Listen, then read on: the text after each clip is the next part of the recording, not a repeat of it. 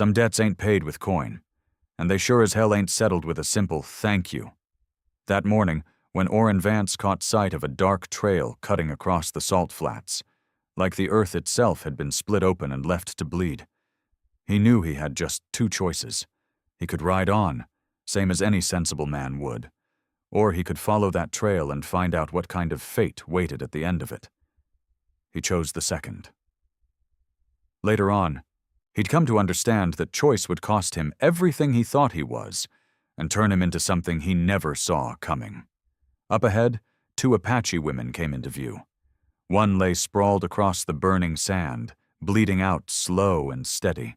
The other stood tall beside her, firm as an old mesquite tree, eyes hard enough to promise death to anyone foolish enough to step too close. Orrin offered them water, a little food. He figured he was just trying to save a life. But truth is, the Red Mesa host don't ride out at dawn to surround a ranch because a man did the right thing. They ride when a man's crossed a line their people don't forgive. And what Orrin didn't know about their ancient laws could either get him killed or remake him into something he'd never imagined. While the wounded woman drank from his canteen, fate was already riding hard toward his ranch. The desert had been quiet for 3 days. Not a peaceful quiet. The heavy kind. The kind that hangs in the air right before something breaks loose. That same morning, Orrin had been mending the north fence, right where his land bled into territory that didn't belong to anybody on paper. Out there, rules worked different. Folks didn't need deeds to claim what was theirs. The blood trail showed up first as dark stains on pale stone, then stretched into a dragged path that told a story Orrin understood before he even wanted to admit it. Someone was hurt bad. Someone was running, and someone else was hunting. His horse tensed when the wind shifted, carrying that sharp metallic scent that prickled the air. Still, Orrin pressed on, guiding the animal along that red trail winding through rust-colored rocks older than memory. The sun climbed fast, turning the air thick and heavy. Sweat ran down his back, soaking into his shirt. That's when he saw her. The first woman leaned against a rock wall, the only scrap of shade for miles. Fever made her skin glow, and a deep wound along her side had soaked her leather clothes through with blood. Dark hair clung damp to her face, a young face, maybe just past 20. It might have been beautiful, if pain hadn't twisted it out of shape. But she wasn't the one who stopped Orrin's breath. It was the other. Zira stepped between him and the wounded woman without hesitation. Even from 10 yards out, Orrin knew she wasn't like the rest. She stood tall, taller than most men he'd known, broad-shouldered, carrying a presence that didn't need words to command respect. Her clothing matched her sister's, but marked with symbols Orrin couldn't read. Rank, warning, maybe both. The knife in her hand caught the sun like a promise. "Go back," she said, voice steady and cold. "This isn't your concern." Orrin didn't dismount. He kept his hands visible, empty. "That bleeding won't stop on its own. I told you to leave." Her words cracked through the heat like a whip. The injured girl, Era, let out a weak groan. Her eyes rolled back, showing white, her breathing turning shallow and fast. "That's shock," Orrin muttered. "She's dying." "Not your concern," Zira shot back, tightening her grip on the knife until her knuckles turned white. Orrin looked past her, at the girl bleeding out in the sand. Then he locked eyes with the woman standing in his way. And beneath all that fury, he saw it. Fear. That deep, gut-wrenching kind. The kind that comes when someone you love is slipping through your hands, and there ain't a damn thing you can do to stop it. He swung down from the saddle slowly, like one wrong move might set the whole world off. His canteen hung from the saddle. A small leather pouch beside it held dried meat and hard bread, simple supplies for a man working fences far from home. "I'm reaching for my canteen," he said quietly. "Just water." "Take one more step," Zira warned, "and I'll cut your throat." "Then there'll be 2 bodies out here." The words hung between them like sparks. Ira groaned again, quieter this time. A thin line of blood slipped from the corner of her mouth. "Still." Oren stepped forward. One step, then another. Zira's hand tightened on the blade, but she didn't strike. One more step. Now he was close enough to see Ira's pulse, fluttering at her throat like a trapped bird under skin, and close enough to see Zira's face, slick with sweat that had nothing to do with the heat. "Your name?" she demanded, not lowering the weapon. "Oren Vance." "Why help us?" "Because she's dying," he said, then quieter, "and I've been where you're standing." Oren lifted the canteen, holding it out between them. 1 heartbeat, 2, 3. Nothing moved, except the blood still seeping from Ira's side. Then Zira's free hand shot out. Fast enough Oren barely saw it. She snatched the canteen from him without lowering the knife. Dropping to her knees, she pressed it to her sister's lips. Ira drank in small, desperate pulls. Some of the water spilled down her chin, her eyes glassy, unfocused. She whispered something in her own tongue. Zira answered. Softer now. Just for a moment, the iron edge in her voice slipped. Oren reached slowly toward his leather bag, pulling out food, a strip of cloth for a makeshift bandage. "Why?" Zira asked again, suspicion still sharp in her voice. "Because it matters," Oren said. "All of it matters." Her eyes locked onto his. "Everything has weight," she said. "Every choice carries consequence." The way she said it made something tighten deep in Oren's gut. That wasn't an explanation. That was a warning. Ira's head rolled suddenly. Zira reacted fast, dropping the blade just enough to press fingers against her sister's neck, searching for a pulse. "She needs real help," Oren said. "More than water." He nodded west. "My ranch is 3 miles out. I've got clean bandages, alcohol, everything I need to treat that wound." Zira didn't answer right away. "If we go with you," she said slowly, "and you betray us, I'll make sure you regret it for days before you die." "Fair enough. And if you speak of this to anyone, I'll find you." Oren gave a faint shrug. "I don't have anyone to tell." Zira studied him, long and hard. Whatever she saw in his eyes must have been enough. Because finally, she lowered the knife. "My sister's name is Ira," she said. "I'm Zira." Then, after a beat, "Can you carry her? Out there, fixing fences miles from anywhere." "I'm just taking my canteen," Oren said low, careful not to make a wrong move. "Just water." "Take another step," Zira snapped, her blade steady, "and I'll open your throat. Then there'll be 2 bodies lying in this sand." The words hung between them like burning embers. Ira groaned again, softer this time. A thin line of blood slipped from the corner of her lips. Still. Oren stepped forward. 1 step, then another. Zira's grip tightened around the knife, but she didn't strike. 1 more step.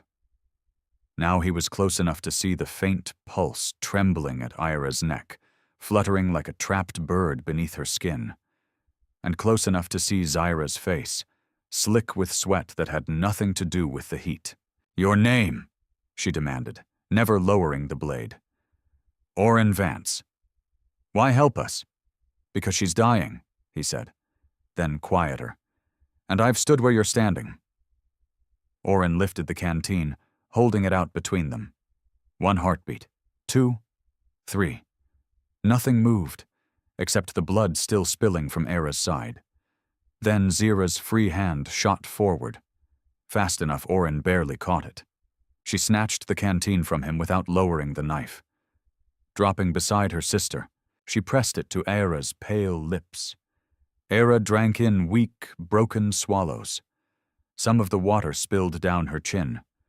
Her fever-bright eyes stared at nothing. She murmured something in her own tongue.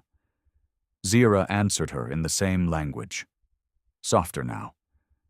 Just for a moment, the steel in her voice gave way. Orin reached slowly for his leather bag, pulling out a strip of cloth and what little food he had. "Why?" Zira asked again, suspicion still rough in her voice. "Because it matters," Orin said. "All of it matters." Her eyes locked onto his. "Every action has weight," she said. "Every choice brings consequence." The way she said it made something tighten in Orin's gut. That wasn't an explanation. That was a warning. Era's head rolled suddenly. Zira reacted at once, lowering the knife just enough to press 2 fingers against her sister's neck, searching for a pulse. Panic flashing through her before she could hide it. "She needs real help," Orin said, "more than water or dried meat." He nodded west. "My ranch is 3 miles out. I've got clean bandages, alcohol, everything I need to treat that wound. We're not going with you. Then she dies here." His voice stayed calm. "Probably within the hour. No anger, just truth. That wound needs cleaning and closing. She's already lost too much blood." Zira looked down at Era's pale face, then back at him. For the first time, the knife wavered. "If you betray us," she said slowly, "I'll make you regret it for days before you die, understand?" "Yeah. And if you speak of this to anyone, I'll find you." Orin gave a faint shrug. "I don't have anyone to tell." Zira studied him for a long moment, searching for the smallest lie. Whatever she found in his eyes. It was enough. She lowered the blade and slid it back at her side. "My sister's name is Ira. I'm Zira." Then, after a beat, "Can you carry her?" Her jaw tightened, like the question itself was an insult, but she didn't argue. She bent down and lifted her sister with surprising care for someone built like her. Era let out a sharp cry as the movement tore the wound open again. Fresh blood darkened her leather clothes. Orin swung up onto his horse and reached out a hand. "It'll be faster if you ride with me." Zira hesitated only a moment, then lifted Era up with a strength that explained why people might speak of her like something out of legend. Orin settled Era in front of him, holding her steady so she wouldn't fall, while Zira climbed up behind with silent ease. Then they rode west, toward the small ranch Orin had built with his own hands and defended through years of solitude. It wasn't much. Weather-worn wood, a barn with holes in the roof, a fence always needing work, nothing that looked worth a man's life. But as they rode, Era's breathing grew weaker against his chest, and Zira leaned close to his shoulder, her voice low, tight with something he couldn't quite name. "You should have kept riding, Orin Vance." Her words sounded like a warning, or maybe regret. "What you did today, it can't be undone." She paused. "You touched a daughter of the council, and the old laws don't forgive, even when that touch saves a life." Up ahead, the ranch came into view, uncertain, almost fragile against the horizon. A couple of worn buildings, a leaning fence, nothing special, nothing that looked like it should bring death to a man. But as Ira's breath grew thinner in his arms, Orin couldn't shake the thought that he might have just traded his own life for hers, without having the faintest idea what the price would be. Oren couldn't shake the feeling clawing at his chest, that he might have just traded his own life for hers, without having the faintest idea what the cost would be. Before the horse had even come to a full stop, Zyra was already on the ground, arms raised to take her sister. The movement tore a choked cry from Ira, and fresh blood soaked through Oren's shirt all over again. He didn't waste time. He guided them inside the ranch, through the door and into the main room, where sunlight slipped through the windows he'd carved into those walls with his own hands, and his own loneliness. "The table," Oren said, sweeping aside a tin plate and the half-finished coffee from that morning. Zyra laid Ira down carefully, though her hands trembled as she brushed the dark hair away from her sister's pale face. Oren moved to a cabinet and pulled out what he needed: clean cloth, needle, thread, and a bottle of whiskey he'd saved for days worse than any storm. "I need to see the wound." Zyra's hand snapped back to her knife. "I won't allow it." "If I don't, she dies," Oren said, steady as stone. "You can kill me after, but right now, let me try." The silence stretched tight between them, like a rope ready to snap. Then, slowly, Zyra lowered her hand and stepped back. The wound was worse than Oren had feared. A deep gash along her side, angry, swollen, red. Not the work of a simple blade. Something rougher, more brutal. He poured whiskey over his hands, then straight into the wound. Ira's scream filled the room, echoing off the wooden walls. Zyra grabbed her sister's hand, speaking fast in her own tongue. Low, urgent, trying to keep her anchored. Oren worked, fast, precise, clean it, close it, bind it. His hands remembered the motions, from another life, another person he'd once tried to save. That time, he'd failed. The memory pressed in hard, threatening to shake his grip. But not this time. Not again. "How did this happen?" Oren asked as he tied off the final stitch. "Hunting men," Zyra spat, the word burning on her tongue. "Men with rifles who think our people's scalps are worth coin." Oren's jaw tightened. Yeah, he knew the type. Killers for hire, predators hiding under hats and empty smiles. "One still breathing," Zyra added. "The rest are dead." "How many?" "5. Now, just 1. Oren finished the bandage, wrapping Ira's torso in clean cloth. Her breathing steadied. Just a little. A faint trace of color returned to her lips.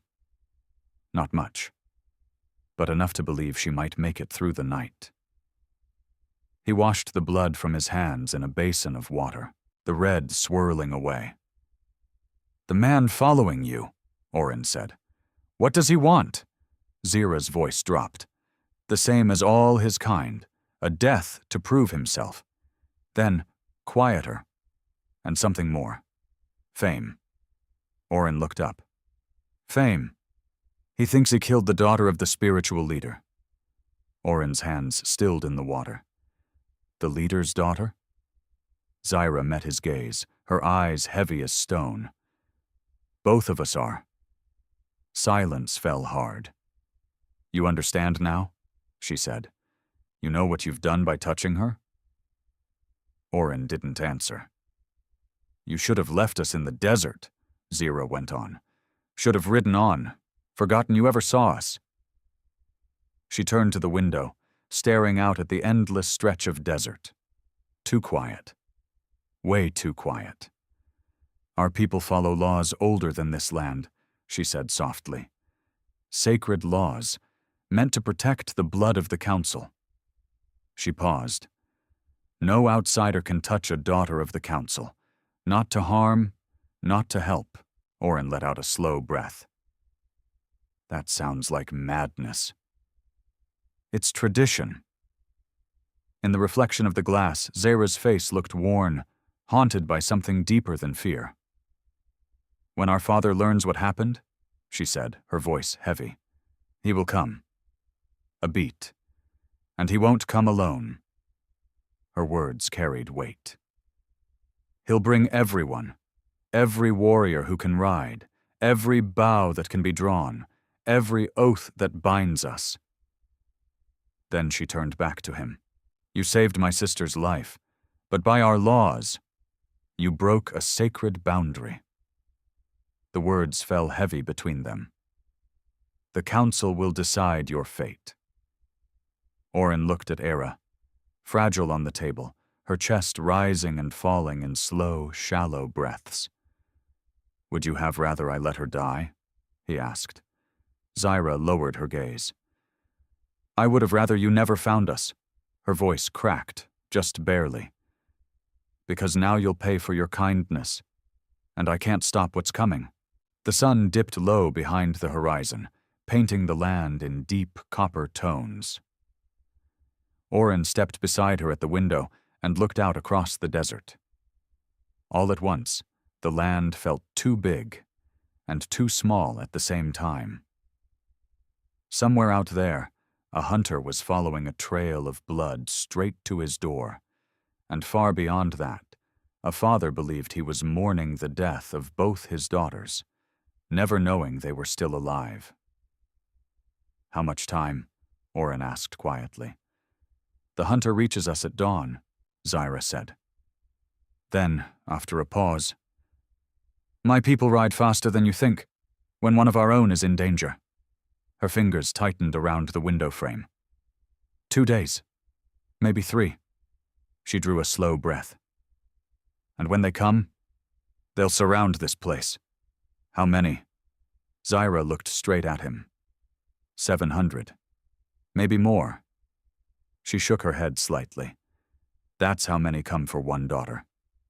Then, softer, for 2. Behind them, Era stirred in her sleep, murmuring faintly.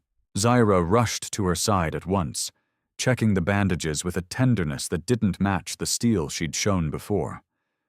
Oren stayed by the window. He watched the shadows stretch across land he'd always thought was his ranch, his refuge, the fences he'd been fixing that very morning, when the worst thing in the world had been a broken post. That silence out there was about to end. And when it did, it wouldn't be quiet. It would come with the thunder of hundreds of hooves tearing across dry earth. You said that man wants a death to prove himself, Oren said. What kind of proof? Zyra didn't answer. She didn't need to. Her silence said everything. Oren turned, checking the rifle by the door. Loaded. Extra rounds. Dried food in the cellar. Water in the well. Enough to hold out if it came to a siege. But 700 riders didn't need to lay siege. Get some rest, Oren said. You and your sister, I'll take watch. Zyra studied him for a long moment. You really think you can protect us from Cade Vorn? There was doubt in her eyes, and something else, a desperate kind of hope. Oren met her gaze. I think I'm going to try. She held his stare, calm but searching. Trying counts for something. If it does, he said quietly. She glanced at Era. We'll know at dawn. Night fell hard. Darkness swallowed the desert, pressing in against the windows like something alive. Oren sat by the door, rifle across his knees. He listened to the silence, but it wasn't peaceful anymore. Out there in the dark, Cade Vorn was tracking the blood trail straight to the ranch, the proof he was hunting. And far beyond him, the Red Mesa host was preparing to ride, toward the man who had broken the oldest law they knew. That day, Oren Vance had saved a life. Tomorrow, he'd find out what it cost.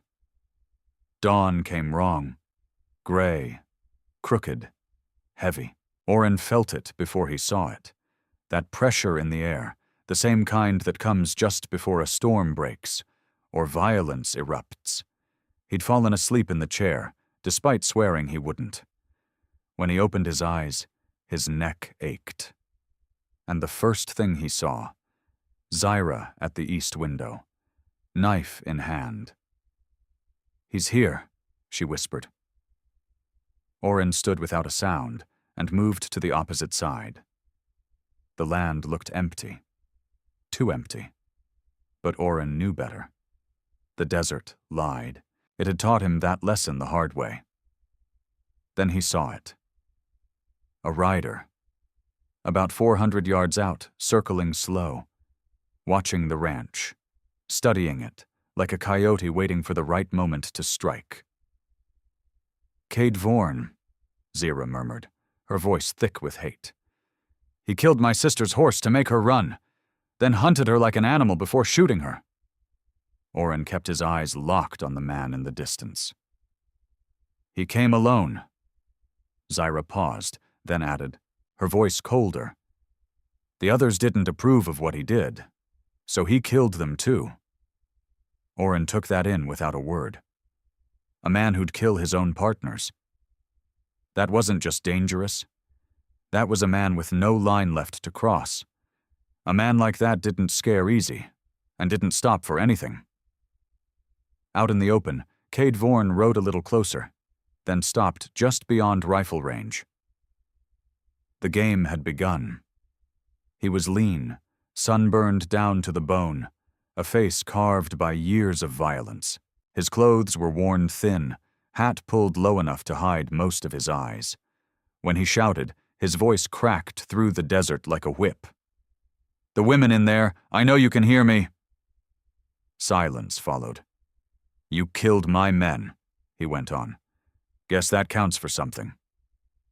Oren pushed the door open just enough to step into view, rifle in hand. "They're not interested in settling your accounts, Cade Vorn." The hunter looked surprised.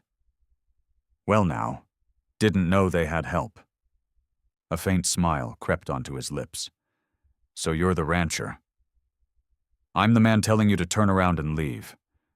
Cade rested a hand on his revolver. "Can't do that," he said. "Got unfinished business." His gaze sharpened. "Business that ain't yours, unless you're looking to make it yours." "Already made that choice," Oren said. Cade's expression didn't change.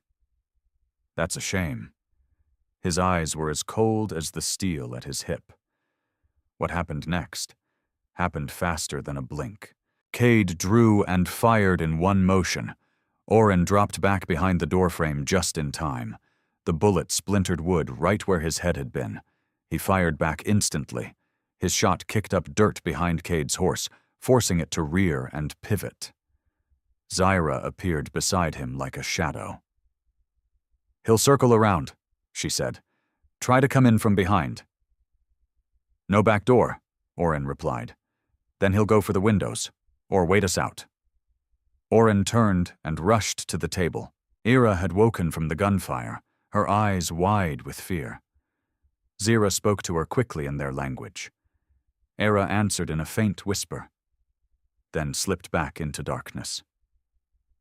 "She's asking if you're hurt," Zyra said. "I'm fine." Zyra nodded. "She says, be careful, and thank you for helping her." Her voice softened slightly. "I've never heard my sister call an outsider someone worth saving." Another shot cracked through the air. The east window exploded inward.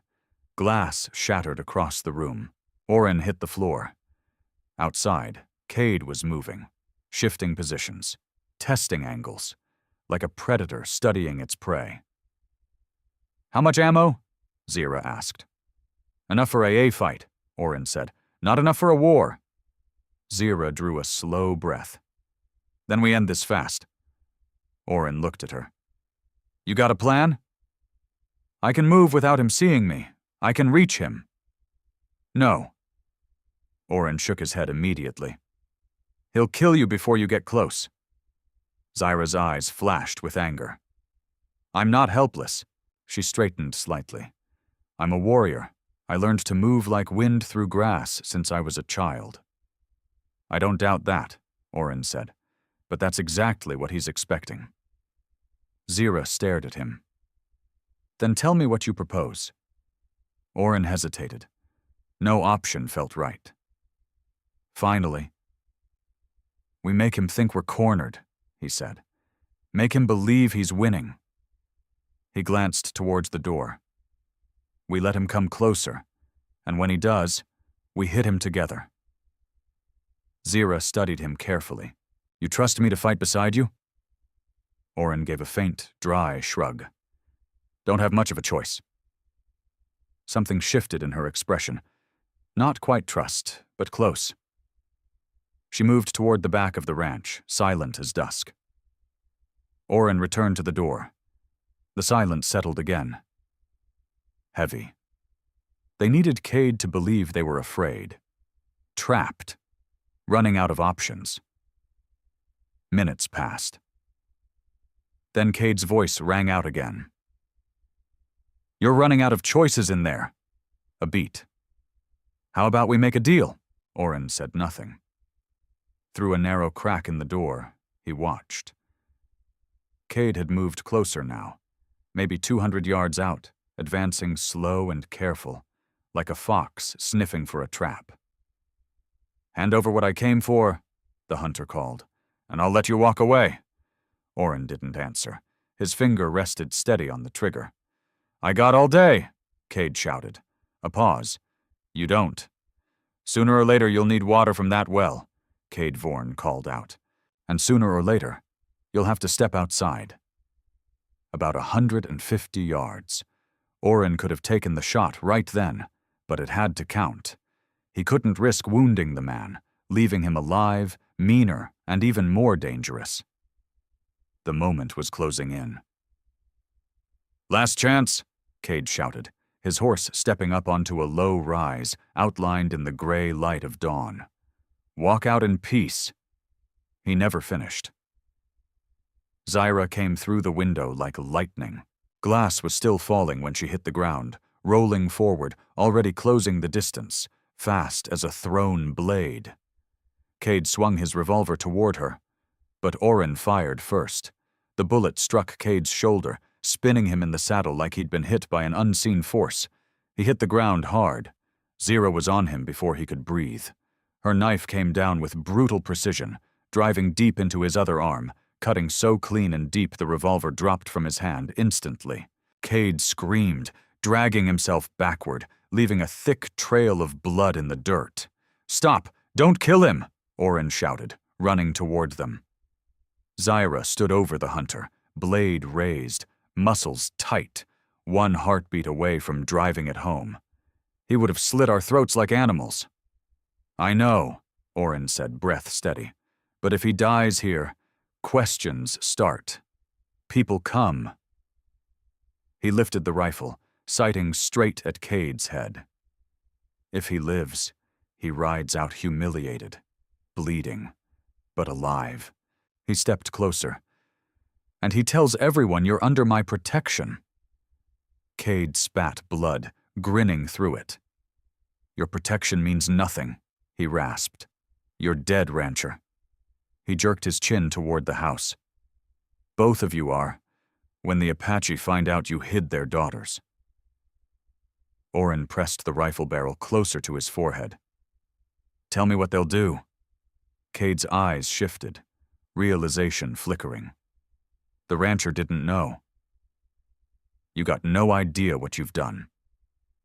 Then explain it. Cade pointed weakly at Zira, his body shaking from blood loss. She ain't just a warrior. He sucked in a ragged breath. She's heir to the war chief. A broken laugh slipped from him. Then he pointed toward the ranch. And the one inside, you laid hands on her.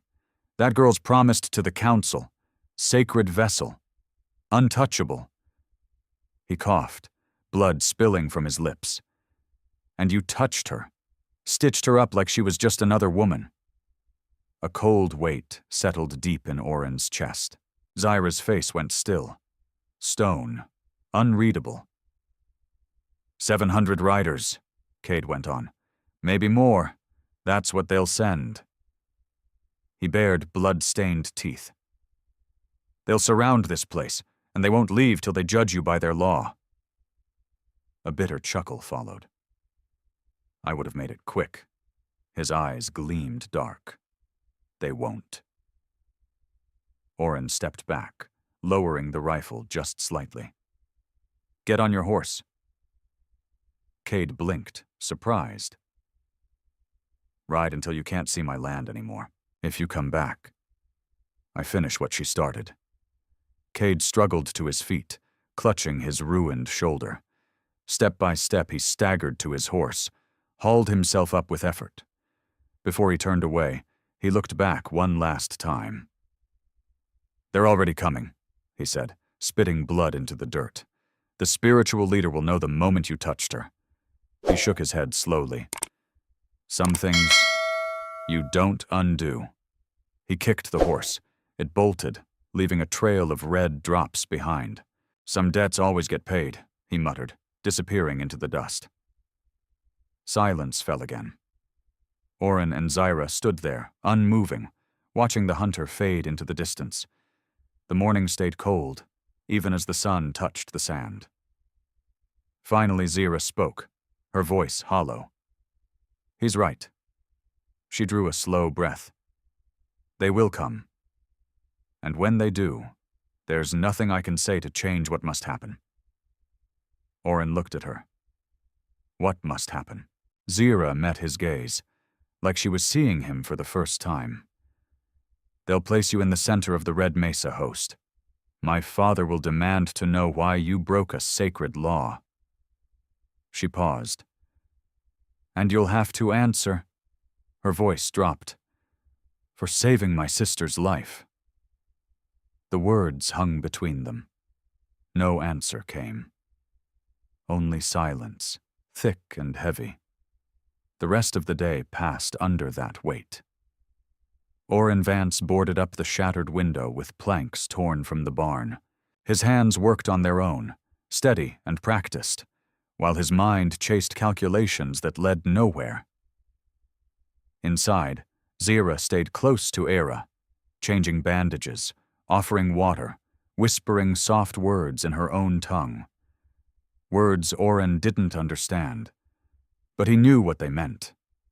Comfort, calm, love. By late afternoon, Era's fever began to break. Color slowly returned to her face, and her eyes started to follow the world around her with growing clarity. When Oren stepped in carrying fresh water, she spoke for the first time in English. Her voice was weak, but firm. "You shouldn't have helped us.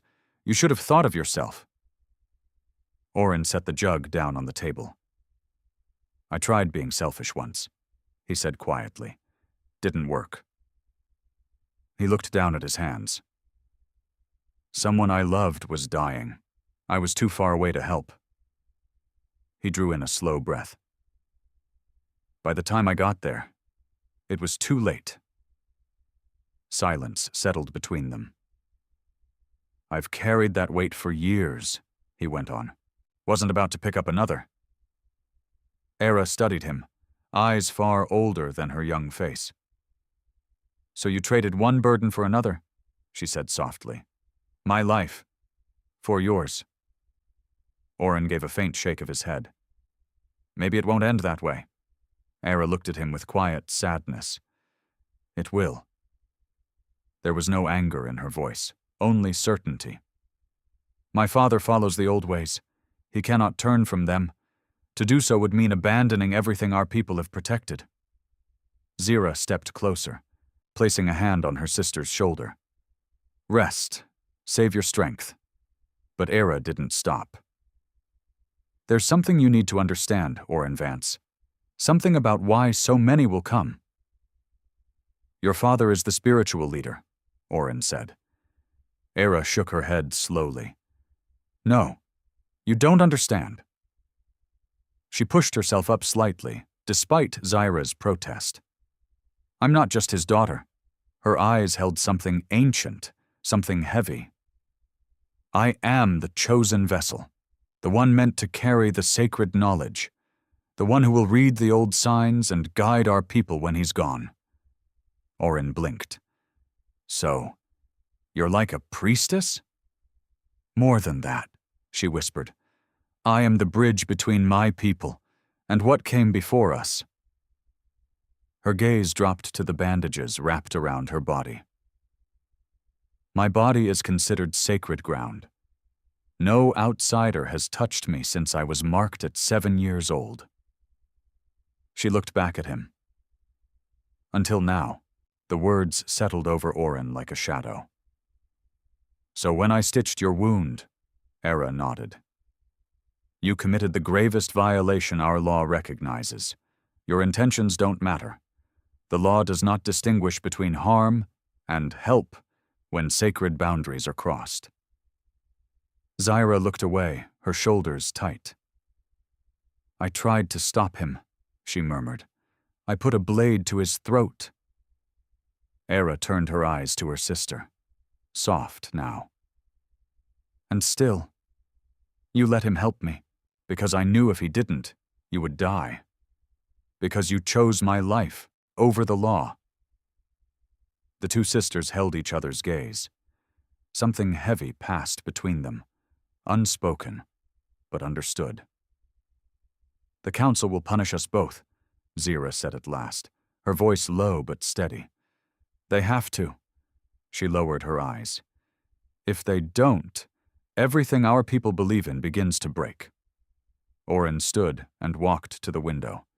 He looked out at the desert, the same land that, just a day ago, had felt quiet, almost kind. How long? He asked. By the day after tomorrow, Zyra answered, stepping beside him. She took a slow breath. My father will know something is wrong when we didn't return on time. He'll send scouts.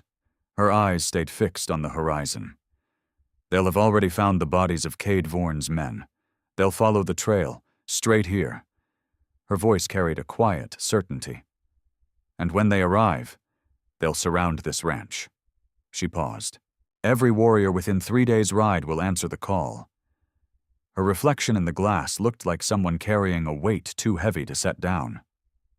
700 is the minimum for an offense like this.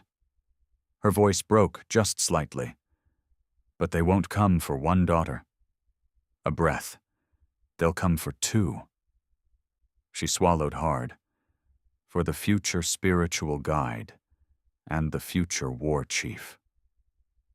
Silence followed. Then she whispered, They'll come like shadows, covering the land. Boy. Night fell again. The night came down heavier than the last. Orin Vance took first watch while the sisters tried to rest. He sat in the dark, rifle across his knees, listening to Era's steady breathing and the faint movements of Zyra as she kept watch beside her, even when she tried to sleep. Near midnight, Zyra's voice came quietly from across the room.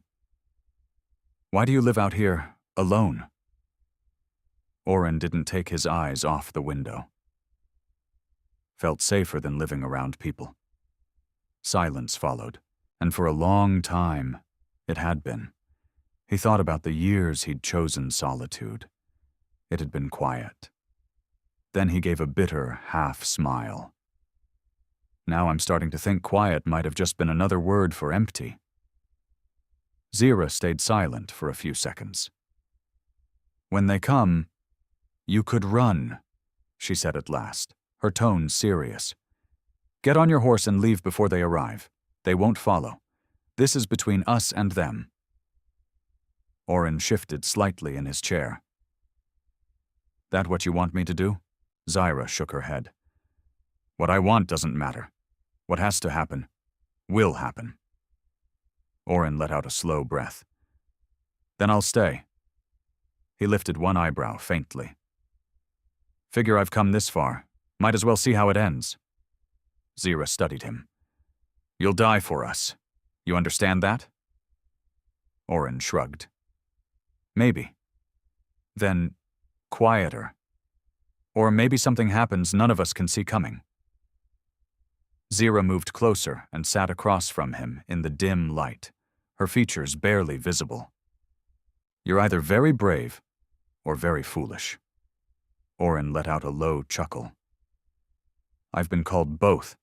Never figured out which one stuck. Zyra lowered her gaze. My sister is right about one thing. A pause. You should have been selfish. Selfish men survive. Orin shook his head calmly. Surviving ain't the same as living. She watched him for a long moment. When my father arrives, she said, he'll ask why you did this. What will you tell him? Orin didn't hesitate. The truth, he leaned back slightly, that I saw someone dying and couldn't keep riding. Zyra exhaled softly. That won't be enough. It's all I've got. Dawn crept in slow. Orin stood at the east window as gray light spread across the desert. The land looked empty. But now, that emptiness felt wrong, like the desert was holding something back. Era stirred in her sleep. They'll be here soon, she murmured. Her eyes opened slowly. My father follows patterns. When we didn't return, he would have sent scouts. They found the bodies yesterday. They'll follow the trail here. Orin looked at her. How long does it take to gather that many warriors?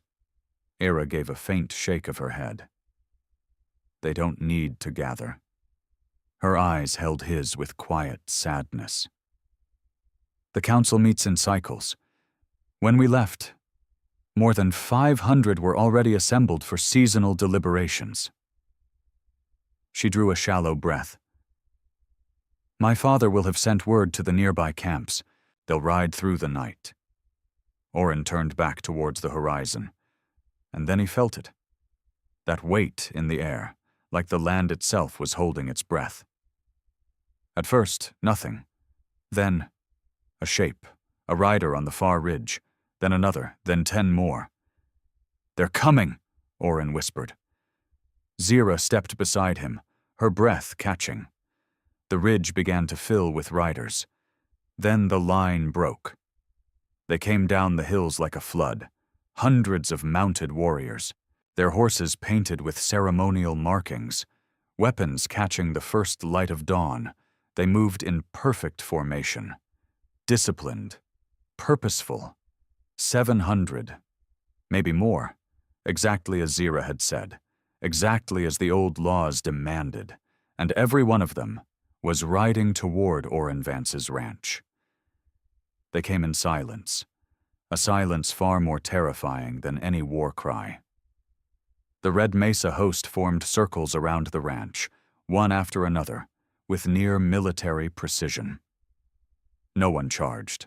No one shouted threats. They simply took their positions and waited. It was like watching a living wall close in from every direction. For the first time in his life, Orin Vance felt small, very small. What had been his solid, honest home just yesterday now looked like nothing more than a toy, stranded in an ocean of warriors.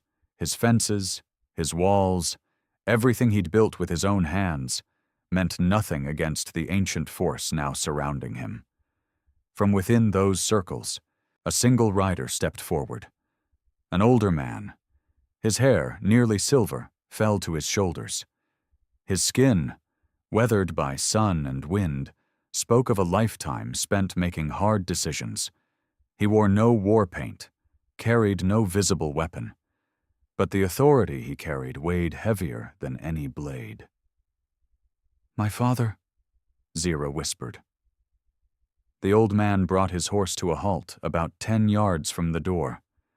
When he spoke, his voice wasn't loud, but every word seemed to ripple through the air, as if the desert itself were listening. I am Talon, he said, keeper of the old paths, guardian of the sacred way. A pause. I have come for my daughters. Orin opened the door slowly, keeping his hands visible, empty. They're alive. Talon studied him from head to toe, like he was reading a story written across Orin's skin. You are the man called Orin Vance, A brief pause. You live alone on this land. You trouble no one. His eyes narrowed slightly. Until yesterday, Oren held his gaze. Yesterday, I found 2 women dying in the desert. He drew a steady breath. And I touched the one you call sacred. Talon nodded slowly. You placed your hands upon a body untouched by any outsider since her childhood. His voice remained calm. You broke the oldest law of our people. There was no anger in it, only truth, words that carried more weight than any accusation. Zyra stepped out beside Oren. Several warriors tensed, hands drifting toward weapons, but Talon raised one hand. And just like that, they all stilled.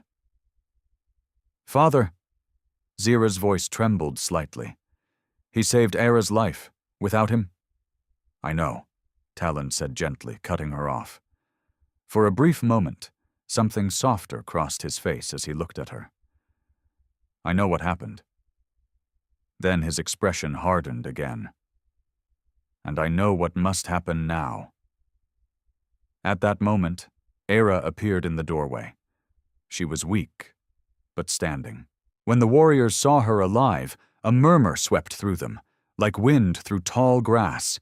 Relief, surprise, respect. Talon raised his voice slightly. The law is clear. He paused. Any outsider who touches a sacred vessel must stand trial. Another long silence followed. The council will decide whether that touch was made in malice or mercy.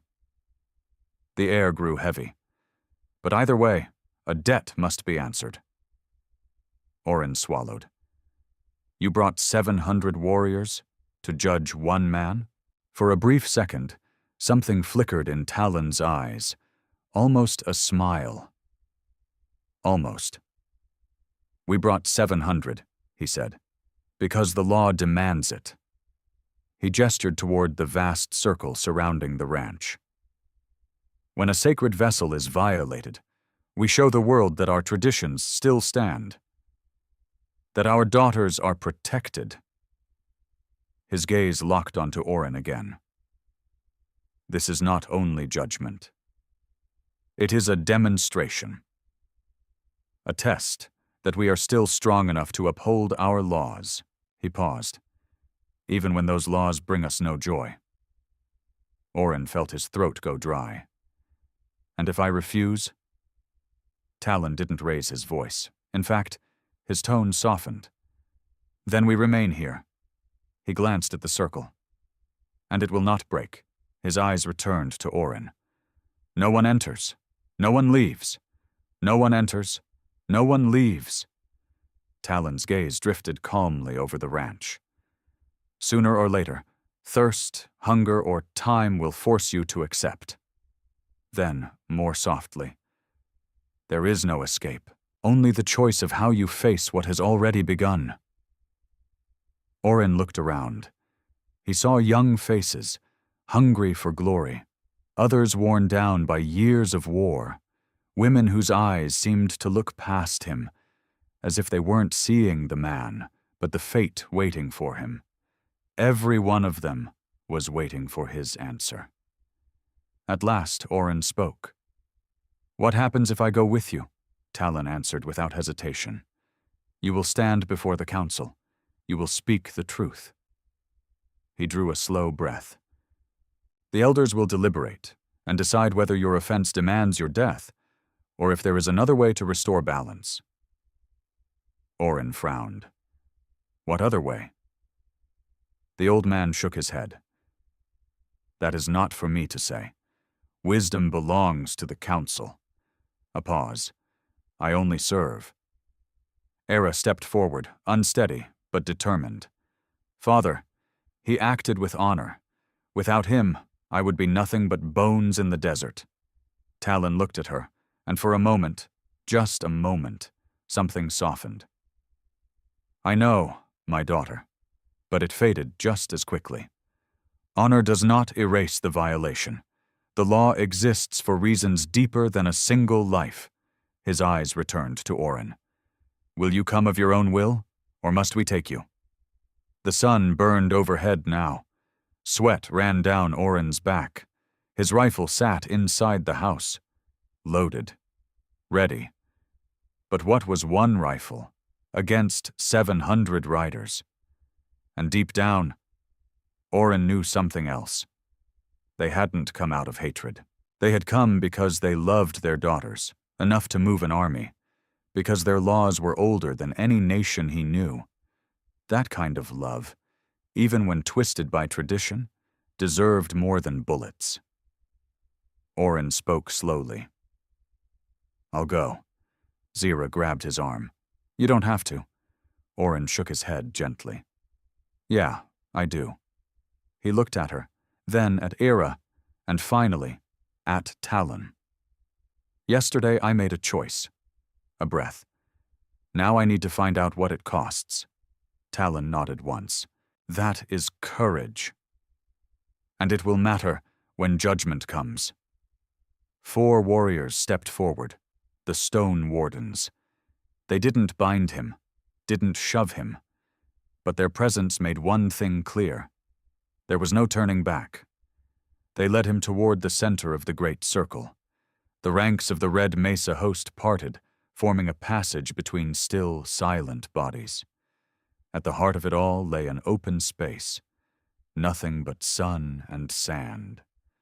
Waiting there were the elders. 5 figures, their faces carved by more seasons than Oren could count. And beside them, Oren's stomach tightened, a wooden post driven deep into the earth. Ropes hung from it, not for hanging, for binding, for holding a man still while judgment was spoken. The warriors placed Oren before the post. The circles closed behind him. 700 eyes settled on his back. Talon stood beside the elders, his face calm, like it had been carved from stone. Zira and Ira were brought forward, placed across from Oren on the other side of the open ground. They looked at him, with something painful in their eyes. Gratitude and sorrow. An old woman stepped forward. Her face was lined with deep creases, but her eyes burned like embers that refused to die. When she spoke, her voice carried across every warrior in the circle. We have gathered to judge the breaking of a sacred law. A pause. An outsider has touched the sacred vessel. Blood has been crossed with blood. Her gaze hardened. The boundary has been broken. The silence thickened, heavy as the air before a storm. Her eyes locked onto Oren. Oren Vance, you will now speak the truth. Tell us why you committed this crime. Oren Vance stood at the center of the circle, surrounded by the Red Mesa host.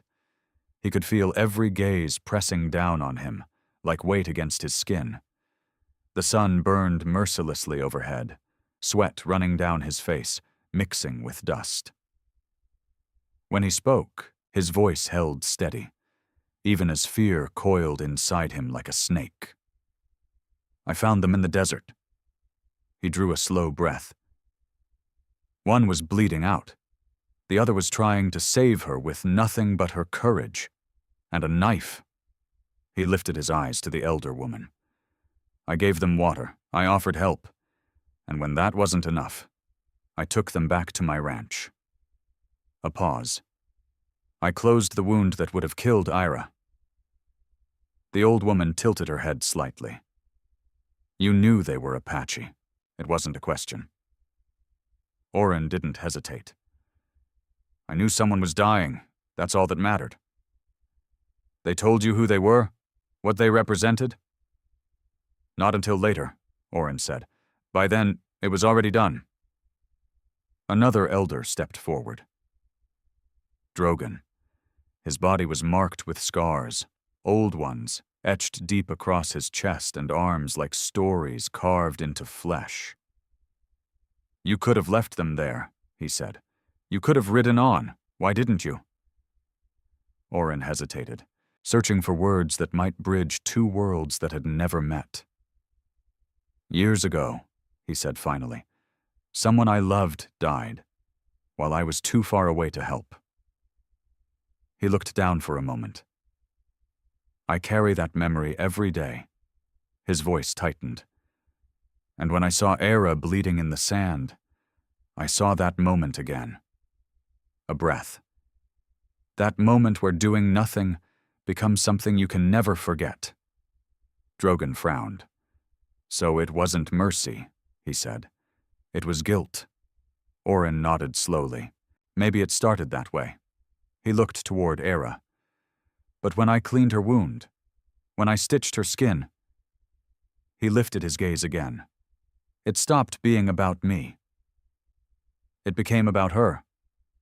About not letting another life fade, when I had the chance to stop it. Then Talon spoke.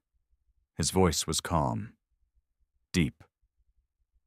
You speak of power, he said, but you had none. You were one man. He studied Oren carefully. And your choice brought 700 riders to your door. A pause. Where is the power in that? Oren didn't look away. The power was in choosing, he said, in deciding her life mattered more than mine. A murmur rippled through the circle, like wind brushing through dry grass. The elders began to speak among themselves in low voices, their words carried in an ancient tongue Oren couldn't understand. But he could read their faces. Some hardened, some hesitated. At last, the elder woman raised her hand. Silence returned. Oren Vance, you have spoken truth, she said. That we acknowledge. She gestured toward Era, who stood pale but steady.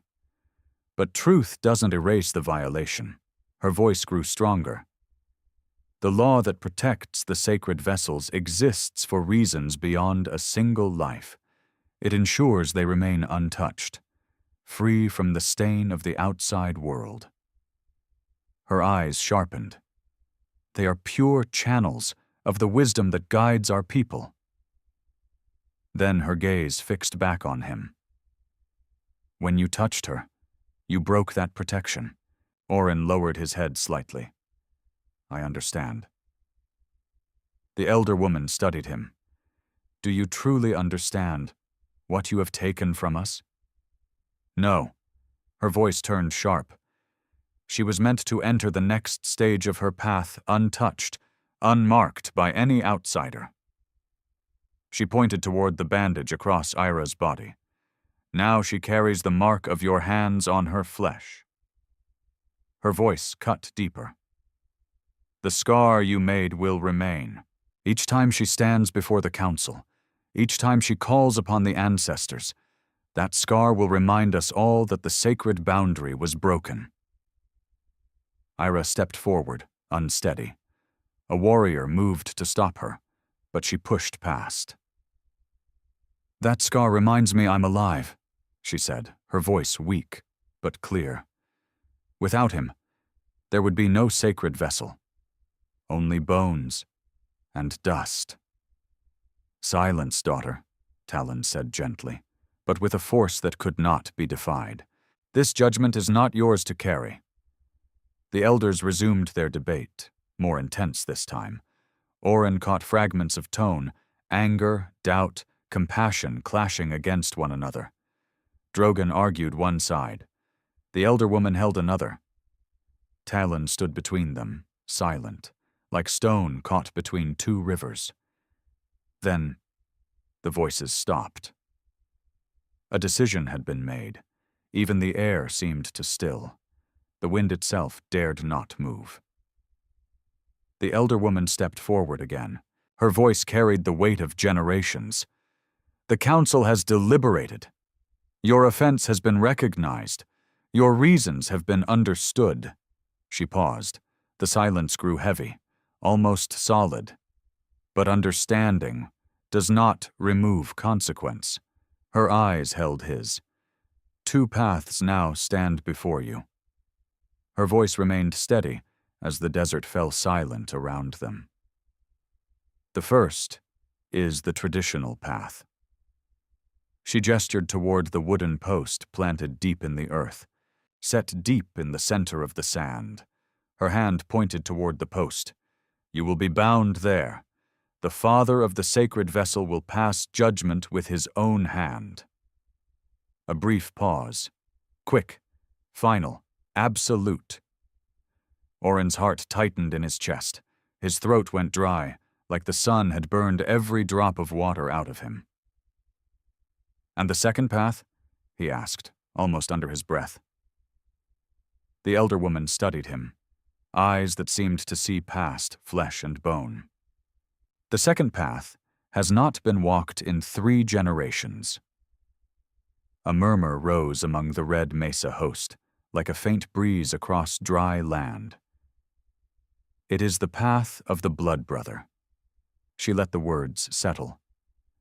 The path of the outsider who proves himself worthy to remain among us, not as a guest. A pause. But as one of our own. Oren frowned. And how does a man prove that? Drogon answered. Through trial, through sacrifice. His voice was rough, steady, by showing who you are, when everything you know is at risk. He lifted an arm, gesturing to the vast circle of warriors. We did not come here only to judge you. His eyes hardened. We came because the threat to our daughters still stands. The hunter you drove off will return. Men like him always do. The words hit Oren like cold water. Cade Vorn was coming back, and he wouldn't be alone. Talon stepped forward, his brow drawn tight. Our Dune Watchers have been tracking the trails, he said. They've seen a group of 12 riders approaching from the east. A pause. Bounty hunters, mercenaries drawn by the price placed on Apache scalps. He breathed out slowly. They believe they can strike fast, take what they want, and vanish before we can answer. His eyes narrowed. They do not know we are already here. Understanding struck Oren all at once. They used us as bait. He looked out across the sea of warriors. You didn't gather 700 riders just to judge me. His voice dropped. You gathered them to protect your daughters from the attack you knew was coming. Talon held his gaze. We do not gamble with the lives of our children. The elder woman stepped forward again, a hard light in her eyes. But we do not ignore opportunity when it presents itself. She pointed at Oren. You have already chosen once to protect our daughters, her voice rose. Now you will choose again. Stand with us. Fight the men who come for blood. Fight as a brother would. Her gaze burned into him. Prove that your hands touched sacred flesh to preserve life, not to defile it. Oren swallowed. And if I refuse? The elder woman pointed once more to the post. Then you will receive the traditional judgment. The rope, the blade. The warriors did not move, but their silence said everything. But if you fight and survive, her expression softened, just slightly. You will receive something no outsider has been granted in generations, a place among us. She held his gaze, not as a guest, but as family. Oren turned to Zira, then to Era. Both watched him with something he couldn't quite name. Hope, resignation, maybe both. Then he looked to the horizon. In the distance, a cloud of dust was rising, slow, steady. Cade Vorn and his men were riding hard, toward what they thought was an easy kill. They had no idea. They were riding straight into 700 waiting warriors. How long? Oren asked. 1 hour, Talon answered. Then he looked at him directly. Will you stand with us? Oren thought of his ranch, of the years of silence he had mistaken for peace, of Era's steady breathing after the fever broke, of Zira, who had fought for her sister with everything she had, of a people willing to raise an army, just to protect their daughters. He drew in a deep breath. "Tell me where you need me." They placed him on the western flank of the circle, where the ground rose slightly, giving a clear view of the approaching riders. 50 warriors stood with him, silent, unmoving, ready. Their faces were painted for war, spears ready, eyes steady. No one spoke to him, but no one turned him away either. Orrin Vance stood among them, one more body in the living wall between danger and the daughters they had sworn to protect. At the center of the formation, Zyra appeared at his side. She checked his rifle with the ease of someone who knew both weapons and death. "You know how to use this in a real fight?" "Enough," Orrin answered. Zyra shook her head slightly. "Enough gets you killed." She handed the rifle back. "When they come, don't aim for the chest." A pause. "Aim for the horse. A man on the ground is slow, easier to surround." She leaned closer. "And don't waste bullets trying to be a hero. Every shot has to count." Orrin met her gaze, quiet respect in his eyes. "You've done this before." Zyra nodded. Her face gave nothing away. The wind shifted. Dust carried the faint scent of metal and powder. War was minutes away. Zyra's voice dropped, eyes fixed on the horizon. "Men like Cade Vorn always think they can take what isn't theirs." Her jaw tightened. "But they always learn the truth." She didn't blink. "Today, they'll learn it too late." The dust cloud grew in the distance, slowly shaping itself into figures. 12 riders, just as the Dune Watchers had warned. Cade Vorn rode at the front. His shoulder was bandaged, but his free hand rested close to his revolver, ready to kill. The men behind him looked the same. Hard. Mercenaries. The kind who lived off the price of other men's blood. They saw the ranch first, just as they expected. But when they made out the circles of the Red Mesa host surrounding it, their horses began to slow. Unease spread through their line. Cade opened his mouth to shout, but never finished. From the center of the circle, Talon's voice rose. He didn't shout. He didn't need to. "You came looking for death." The wind carried his words across the desert. "And we are here to give it to you." Silence fell. "Turn back now, and you may yet see another sunrise." His eyes burned with ancient calm. "Ride forward, and we will remind you why our people have survived every hand that tried to erase us." Cade's face twisted, caught between rage and fear. "You knew," he shouted. "You knew we were coming," Talon answered with the same steady voice. "We knew men like you always return. And we prepared to receive you." One of the mercenaries, brave or foolish, raised his rifle and fired. The shot cracked through the desert. The bullet struck dirt far from any warrior, and then the world broke. The outer ring of the Red Mesa host moved as one living thing. A storm of arrows cut through the air with deadly precision. 3 horses dropped instantly. Their riders slammed into the ground, rolling through the sand. A second wave followed, arrows striking into the mercenaries, who now turned in every direction, unable to see where death was coming from. Cade shouted orders, but fear had already shattered their formation. The Apache circle closed, like an ancient trap snapping shut. The mercenaries tried to break free. There was nowhere to go. Orrin fired from his position. He aimed for the horse, just like Zyra had told him. The animal collapsed. The rider was thrown hard, surrounded in an instant by warriors who disarmed him with brutal efficiency. Another man tried to break through. Hands reached out from the line, dragging him from the saddle. His scream vanished beneath the thunder of hooves. Cade saw it all unravel. He spurred his horse toward the ranch, maybe thinking he could make it there, take cover. But the Red Mesa host moved like water around stone, Every path closed. The horse reared, spooked by the perfect rhythm of the warriors. And then Cade turned his head, his eyes locked with Orin's. Recognition flashed instantly. Hate twisted his face. "You're with them!" Orin didn't look away. "I'm with the people you tried to kill." Cade reached for his revolver, but Zira was faster. Her knife flew like lightning. The blade buried itself in his arm.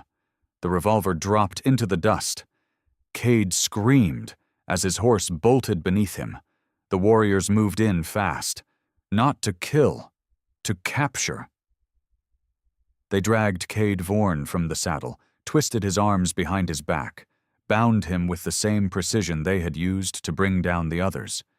It was over in minutes. 12 men had ridden into the circle. 5 lay wounded, their horses dead beside them. 7 knelt in the dirt, bound, surrounded by warriors whose calm felt colder than any blade. Not a single man of the Red Mesa host had been struck. Not a single bullet had found its mark. Talon walked among the prisoners. He studied each face, then stopped in front of Cade. "You came for my daughters." His voice carried the weight of generations. "You believed they were weak, easy prey." He lifted an arm, gesturing to the sea of warriors. "But you found what all enemies of my people find. You found that we protect our own, with a strength that does not break. And we do not forgive those who hunt our children." Cade spat blood at his feet.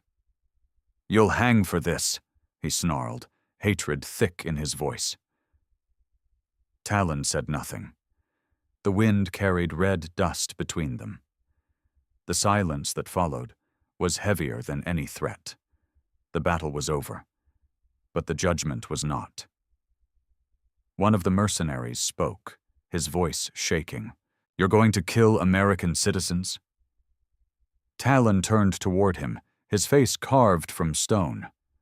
"The army will find 12 men who attacked a peaceful gathering, and were defeated." His eyes went cold. "Their bodies will be the message. Anyone who hunts our people will receive the same reward." Orin stepped forward. "Wait." Every eye turned to him. Talon looked at him without expression. "Speak." Orin drew in a deep breath. "Don't become what they think you are." He glanced at Cade, then at the other prisoners. "If you execute them, you prove every lie they've ever told about you." Silence spread across the circle. "But if you let them live," Orin continued, his voice steady, "you show something harder. That mercy isn't weakness. That justice doesn't always need blood." The elders began to speak among themselves again. Drogon argued for punishment, his voice sharp, unyielding, but the elder woman listened closely to Orin, weighing every word. At last she raised her gaze. "You fought beside us. You showed courage and respect," her voice carried calm authority. "And now you ask for mercy for men who would never offer it to you." Orin held her gaze. "I'm asking you to be better than them." A pause. "To let your law be a shield, not revenge." Silence followed. Long, heavy. Talon did not look away from the outsider. At last, he nodded. "Disarm them." The warriors moved at once. "Strip them of everything but water." His voice hardened. "Send them east, on foot." Then he turned to Cade, his eyes colder than steel. "If you return, there will be no mercy." The warriors obeyed. The mercenaries cursed, struggled, spat, but they were dragged from the circle. When Cade passed Orin, he glared at him with raw hatred. "You made a mistake, rancher," he spat. "You chose the wrong side." Orin answered calmly. "No." A breath. "I finally chose the right one." The 12 men stumbled eastward beneath the desert sun. Their figures grew smaller and smaller, until they vanished into the horizon. Then Talon stepped forward. He placed a firm hand on Orin's shoulder. "You have passed the first trial." His eyes darkened. Now comes the second. The choice that will define everything. The circle of warriors remained unbroken as the sun climbed higher overhead. The sun climbed higher into the sky. Orin Vance stepped once more before the elders. But the weight on his shoulders had changed. It wasn't guilt anymore. It was something deeper. Something that felt like belonging. The elder woman stepped forward. The murmur of hundreds of voices faded, vanishing like wind at dusk. "Orin Vance, you have fought beside us." Her eyes held a quiet respect. "You showed mercy when others demanded blood." A pause. "You have proven that your hands touched sacred flesh to preserve life, not to defile it." She let the words carry across the circle. "The council has reached its decision." Orin's heart struck hard against his ribs, though his face remained still. "What has been done cannot be undone." She gestured toward Era, who stood stronger now, color returning to her cheeks. "The sacred vessel bears your mark." The law was broken. Her voice softened slightly. But the law exists to protect life, not to punish those who defend it. Her gaze returned to him. "She lives because you chose her life over your own safety. And that choice carries a weight greater than the offense." Then Talon stepped forward beside her. His voice turned solemn, ceremonial. "There is an ancient path, forgotten by many but never lost." He held Orin's eyes. "We can name you Blood Brother. A breath, not by birth, but by the bond you forged when you placed our daughter's life above your own." Orin frowned slightly. "What does that mean, exactly?" Talon answered without hesitation. "It means you will always have a place by our fires. That our warriors will ride if you ever call for aid. That the line between outsider and family is gone." He paused. "But it also carries responsibility. You must learn our ways, respect our laws, and stand as a bridge between your people and ours when conflict comes." Orin held his gaze. "And if I accept?" Talon nodded slowly. "Then you cease to be the man who broke a sacred law, and become the one who saved a daughter and earned his place among us through courage and compassion." The elder woman spoke once more. Her eyes shone with approval. "You will stand as living proof that outsiders can be more than enemies. That understanding is still possible, even between divided worlds." The silence that followed was no longer judgment.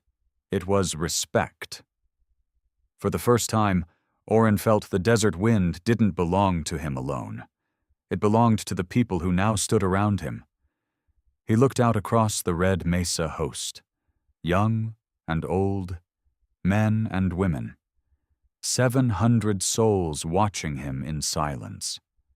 There was no hatred in their eyes, only expectation. Then he looked at Zyra. At Ira, the two sisters stood side by side, just like that first day in the desert. Two lives still breathing, because he hadn't been able to ride away. Orin drew a deep breath. "I accept." A murmur rolled through the circle.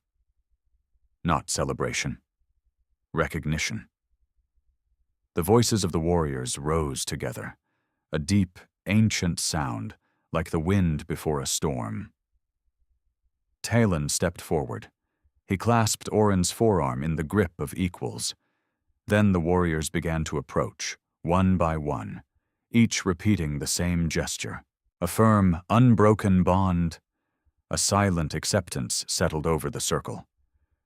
Orrin Vance was no longer a stranger. Era was the last to step forward. She moved slowly, still weak, but held upright by her own will. She took Orrin's hands in hers, gently, yet firmly. When she spoke, her voice, though fragile, carried clear enough for all to hear. You gave me life, when death had already claimed me. The desert wind stirred her hair as she spoke. I will carry your mark as a reminder. Her eyes dropped briefly to the bandages across her chest. A reminder that boundaries exist to protect, not to imprison. Then she lifted her gaze to meet his. And that sometimes the greatest act of faith is reaching out to a stranger. Beside her, Zyra stepped forward. For the first time since he had met her. She smiled. It was brief, but real. You're unbelievably stubborn. Orrin let out a quiet breath, something between exhaustion and respect, but that stubbornness saved my sister. Zyra rested a hand on the hilt of her knife. For that, you have my gratitude. Her eyes gleamed with a warrior's pride. And my blade, if you ever need it. The sun began to sink slowly over the desert. The circles of the red mesa host started to break apart. Warriors mounted their horses and turned back toward their lands. They did not leave in haste, nor in defeat. They rode with the calm of those who had fulfilled their duty. The daughters were safe. The enemy had been driven away. Justice had been restored, not through vengeance, but through protection. When most of the riders had faded into the distance, Talon remained beside Orrin. Together they watched the horizon swallow the last drifting silhouettes. The old man spoke at last, his voice thoughtful. The quiet you sought in this land, a pause, is gone. He looked at Orrin. You are known among us now. Others will hear your story. Another breath. Your life will not be the same. Orrin gave a faint smile. Different doesn't always mean worse. Talon nodded slowly. No, not always. He studied him for a moment, something like respect in his gaze. You will always be welcome among our people. Then he gestured toward the ranch, the worn wood, the fence, the land shaped by Orrin's own hands. But I think you will remain here. This is your home.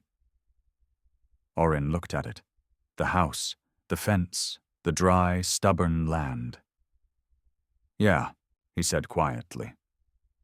It is. Talon clasped his forearm once more. Then make it a good home.